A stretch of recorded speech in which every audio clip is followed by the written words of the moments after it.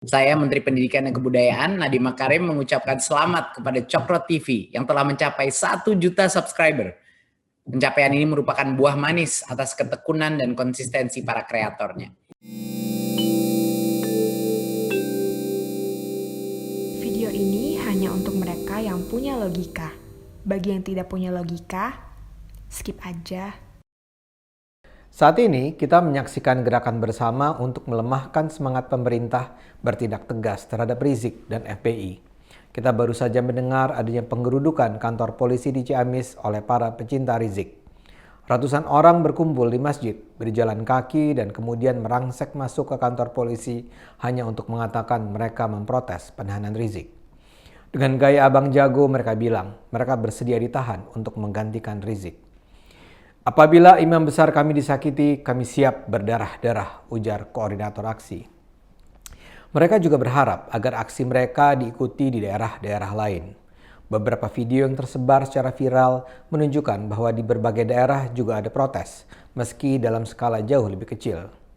Dari NTB, ada video yang menampilkan beberapa orang yang mengaku-ngaku mewakili umat Islam NTB meminta Rizik dibebaskan dan mereka bersedia ditangkap sebagai jaminan penangguhan penahanan Rizik.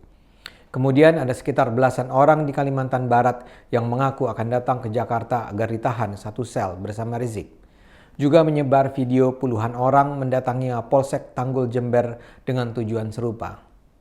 Selain itu, ada setidaknya 3 berita tentang pelemparan bom molotov di 3 tempat berbeda di hari yang sama, Minggu 13 Desember 2020. Pertama, sebuah bom molotov dilempar ke Wisma 2 Gedung BCA di Petamburan Selipi, Jakarta. Pelakunya sudah ditangkap. Di depan polisi, dia mengaku marah setelah mendengar Rizik ditahan. Dia sengaja mengarahkan sasaran pada BCA karena katanya BCA adalah bank milik Cina. Kedua, di Makassar juga ada pelemparan bom molotov ke kantor Satuan Lalu Lintas di Makassar, Sulawesi Selatan. Bagian depan kantor rusak terbakar. Di lokasi teror terhadap secari kertas berbunyi, "Ini hanyalah perayaan kecil-kecilan untuk setiap kebrutalan kalian yang membekas diingatan. Semua polisi adalah bajingan." Begitu juga sebuah pos Satuan Lalu Lintas di Kabupaten Goa jadi sasaran pelemparan bom molotov oleh orang tak dikenal. Untuk melengkapi aksi, terjadi juga teror verbal untuk menyerang pemerintah. Rocky Gerung misalnya menyatakan Presiden Jokowi pengecut. YouTuber Refli Harun dengan aktif membuat 10 video setiap hari untuk membela FPI dan Rizik. Begitu juga ada penggalangan dana yang hanya dalam beberapa hari mencapai lebih dari 1 miliar rupiah untuk membantu keluarga anggota FPI yang tewas ditembak polisi. Dalam aksi dukungan lain sudah ada setidaknya 2 anggota DPR yang menyatakan bersedia menjadi penjamin penangguhan penahanan terhadap Rizik. Mereka adalah anggota fraksi PKS Abu Bakar Al-Habsyi dan anggota fraksi Partai Gerindra Habibur Rahman. Buat saya ini semua bisa diprediksi dan saya percaya ini bukan gerakan yang alamiah. Tentu saja di antara mereka ada yang tulus bersedia bahkan mempertaruhkan nyawa untuk Rizik, seperti 6 anggota FPI yang akhirnya terpaksa ditembak mati polisi. Namun orang-orang tulus semacam itu cumalah korban. Saya yakin di belakang ini ada kekuatan raksasa yang menjadi mastermind. Gerakan semacam ini bisa disebut sebagai psychological operations atau PSYOPs. Rangkaian peristiwa diadakan sedemikian rupa untuk mengganggu suasana psikologis masyarakat. Yang jadi sasaran adalah perasaan, emosi, keyakinan, persepsi masyarakat tentang apa yang terjadi. Untuk itu mereka akan terus menyebarkan narasi yang berulang-ulang untuk mendelegitimasi penangkapan Rizik dan FPI. Abdul Somad misalnya membawa-bawa ayat Al-Quran yang menyatakan bahwa barang siapa membunuh seorang manusia, dia sama saja dengan membunuh semua manusia. Dia juga menyatakan para pembunuh tersebut akan masuk neraka. Tentu saja Somad memanipulasi ayat Al-Quran tersebut dengan menghilangkan bagian pentingnya. Dalam Al-Quran tidak ada larangan untuk membunuh mereka yang membawa kerusakan di muka bumi.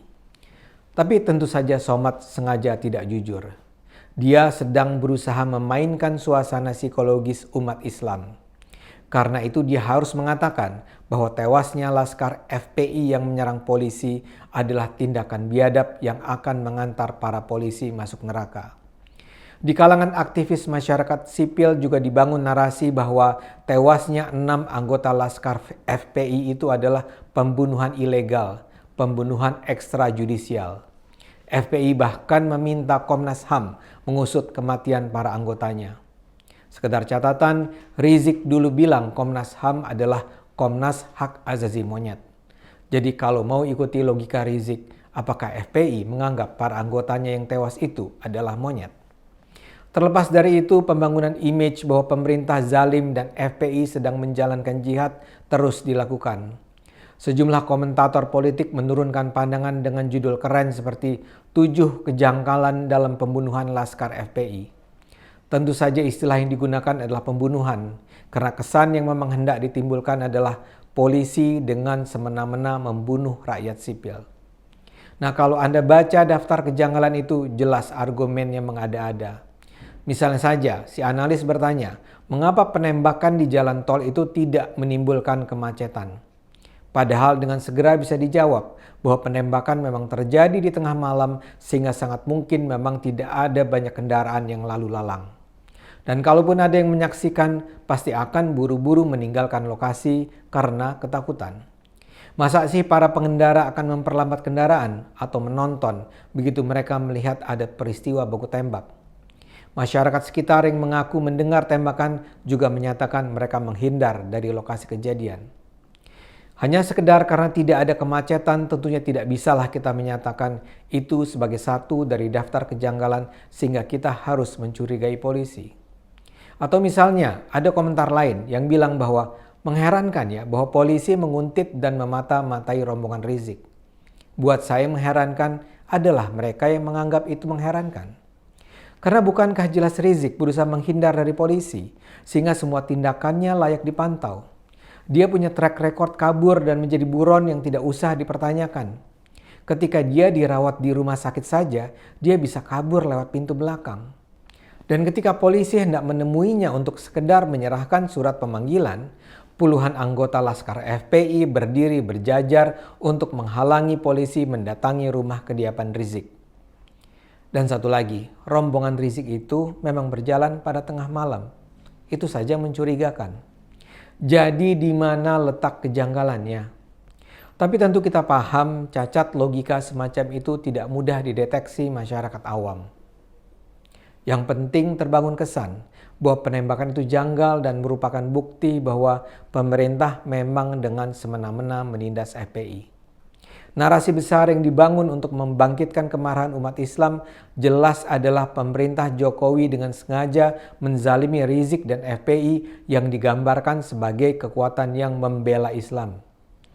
Munarman dengan tidak tahu malu menyatakan anggota FPI tidak pernah dipersenjatai. FPI cinta berdamai, FPI tidak menggunakan kekerasan. Kebohongan semacam itu tentu saja menggelikan mengingat track record FPI selama ini. Dibangun pula cerita bahwa para anggota FPI itu tidak ditembak di tempat, melainkan dibawa ke sebuah lokasi untuk disiksa. Para anggota FPI itu digambarkan oleh mereka mati mengenaskan. Narasi yang dibangun mirip sekali dengan kebohongan tentang bagaimana para jenderal dibunuh oleh PKI di tahun 65. Hanya saja kali ini yang jadi PKI adalah polisi dan yang jadi 6 jenderal adalah 6 anggota FPI. Rizik sendiri bahkan menyatakan mereka pada malam itu sedang digiring ke ladang pembantaian. Dramatis sekali kebohongan yang dilontarkan Rizik. Dia berusaha membangun simpati umat Islam. Orang seperti Refli berusaha membangun kesan bahwa Rizik hanyalah tokoh biasa yang selama ini kritis terhadap pemerintah dan karena itu tidak boleh dibiarkan untuk bicara. Seolah-olah dia cumalah seorang tokoh oposisi yang kritis selevel Sri Bintang Pamungkas atau Rocky Gerung lah. Tentu saja penggambaran semacam itu terlalu naif. Tapi tentu saja kita juga sadar semua teror dan operasi psikologis ini adalah bagian dari gerakan terencana untuk membuat pemerintah dan aparat hukum ragu untuk bertindak tegas terhadap kaum berdebah itu. Mereka ingin memobilisasi opini umat untuk melawan. Di belakang orkestrasi ini tentu ada kekuatan-kekuatan pemodal besar. Polda sendiri bilang bahwa Rizik akan ditahan hanya selama 20 hari sebagai tersangka.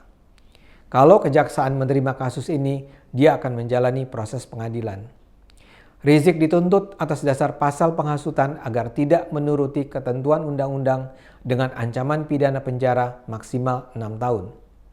Tapi jangan lupa, kali ini dia hanya menjadi tersangka untuk kasus kerumunan. Padahal masih banyak kasus pelaporan atas Rizik yang tersimpan di meja polisi. Saya percaya keberlanjutan kasus-kasus hukum tersebut akan sangat bergantung pada sikap Rizik dalam kasus kerumunan ini. Dan inilah yang paling ditakutkan para perancang teror dan operasi psikologis. Bagaimana kalau Rizik akan bicara? Bicara agar kasus-kasus hukumnya diringankan. Akan ada banyak nama yang bisa terseret. Dan ini bisa jadi adalah nama-nama penting. Karena itu mari kita dukung terus Polri membongkar kejahatan Rizik dan FPI. Kaum penyebar teror akan terus menebarkan teror.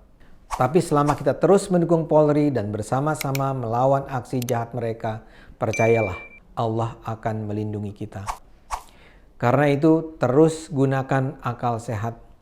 Karena hanya dengan akal sehat kita akan dilindungi Allah agar Indonesia selamat.